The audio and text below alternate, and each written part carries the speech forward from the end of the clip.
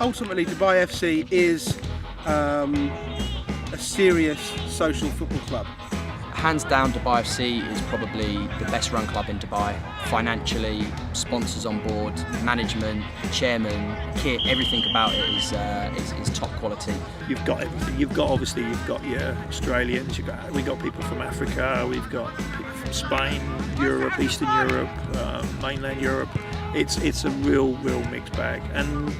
And that's the thing about football. I think that's the thing about the club. Everybody gets on well. You come together as one unit, and different cultures, but you all have one common goal, and that's football. If you want to play at a serious level, be part of a serious club, be part of a change room that takes every game seriously and goes out to win, plays hard, plays fair, and will do everything to get you fit and keep you fit throughout the course of the season.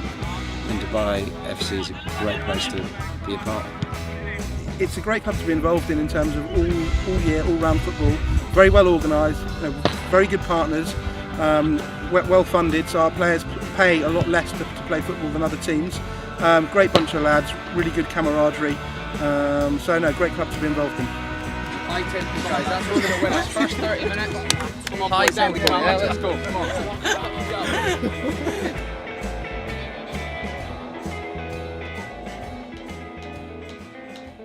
The first year, I think it was 2011,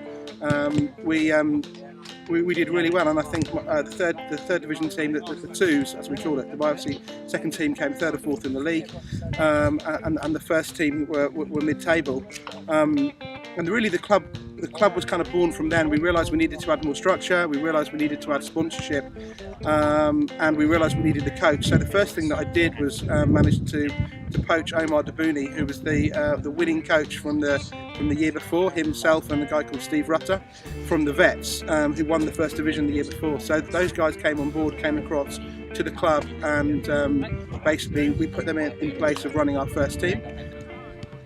He's obviously the goalkeeper. He's not very happy. He's got no defence there. What's that all about? Sign that keeper. He's more vocal than half our team. Oh, you right, Fonzie, John. Omar moved to Dubai FC. His brother was linked with the club, and he'd been linked with the club before. And he came across, and he asked me if I could come across and help him. And I said, look, I can't commit to managing anymore. It's very time consuming. It's a lot of hard work behind the scenes.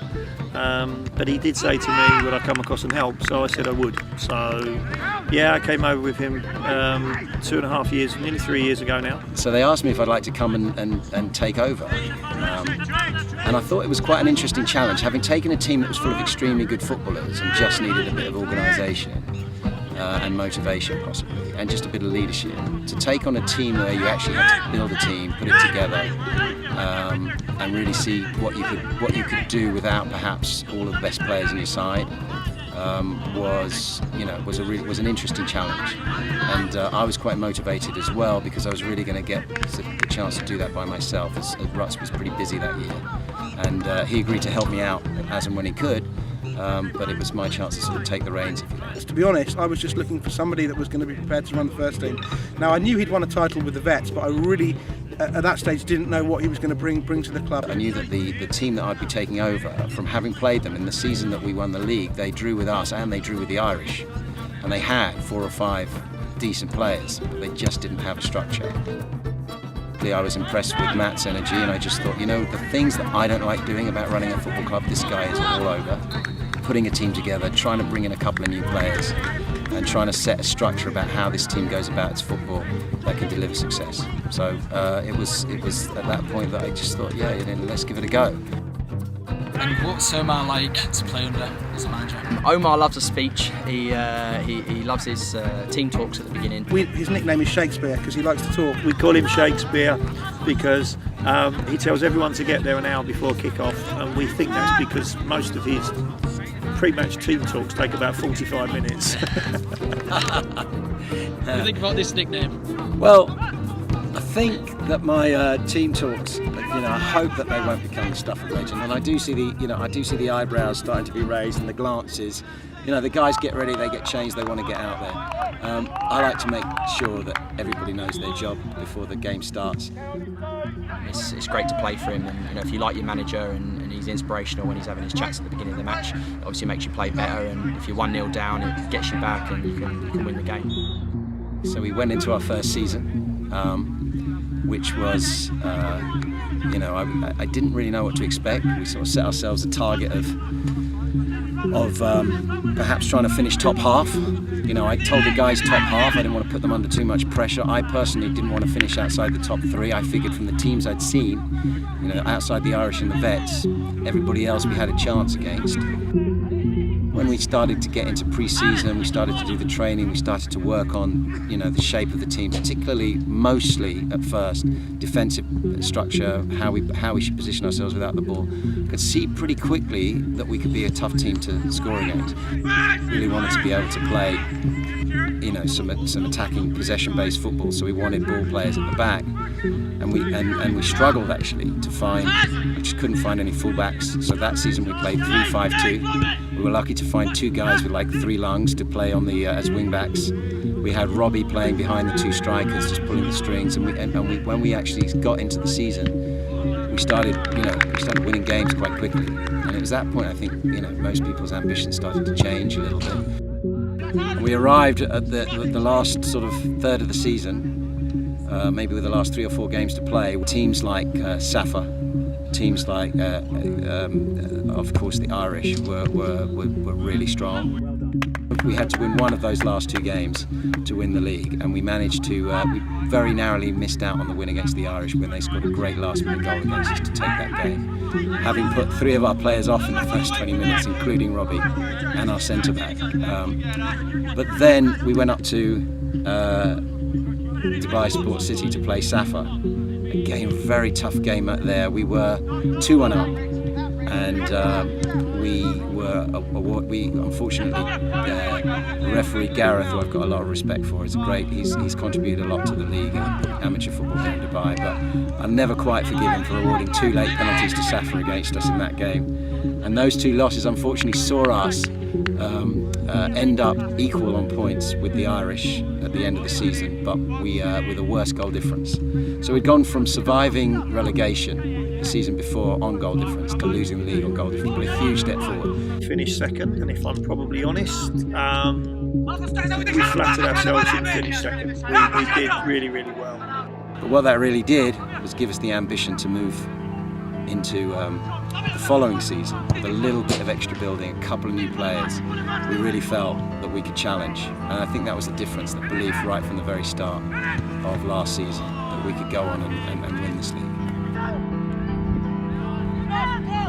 We've been looking for a real goal scorer, and the guy that we actually made captain last season, Ryan Aldrin, stepped up and playing a large amount of the game, starting on his own up top, managed to end up our top scorer with quite a few goals. He played a friendly game on his first evening and scored 7 goals, so we kind of knew that he was going to be a fairly decent player.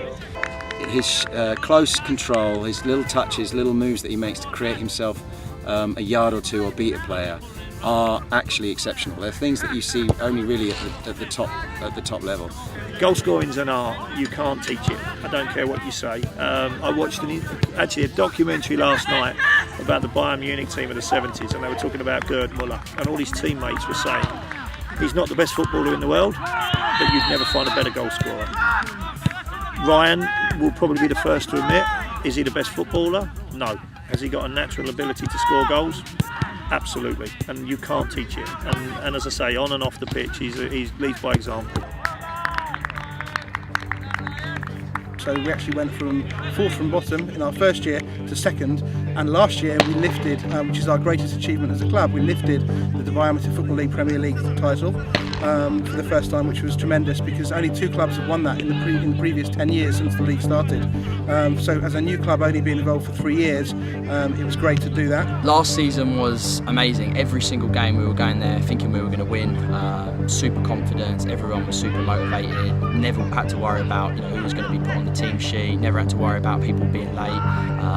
Every game we turned up and knew we were going to win, and we were motivated to do it. So yeah, it was a great season. Finished with 47 points, which is, I think that's some kind of a record. It's at least up there, and 8 points clear of the second team, which over 18 games is a reasonably big gap. So of the top of our usual rivals, Safa, Irish and All Stars, those 3 games, and in fact we played all 3 of those games in the run-in of the last 3 games of the season. We managed to win 5 out of those games and just draw the 1. So I think we really dominated the league, and yeah, playing some really, really good football.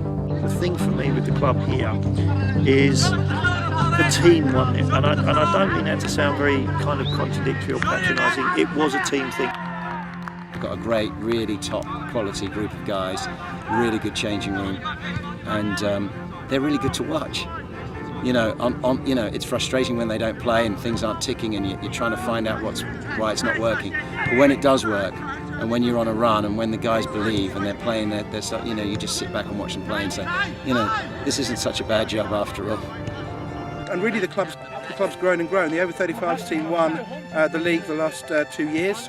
The first team won the league the last year. The second team, which I was running, were promoted from Division 3, and in their first year in Division 2 last year they came 4th. So a really good progression in all of the teams, and actually the third team, which started in Division 4, were promoted to Division 3 as well. So last year we lifted 4 trophies, we won a cup as well. It's been a really good success story for the club.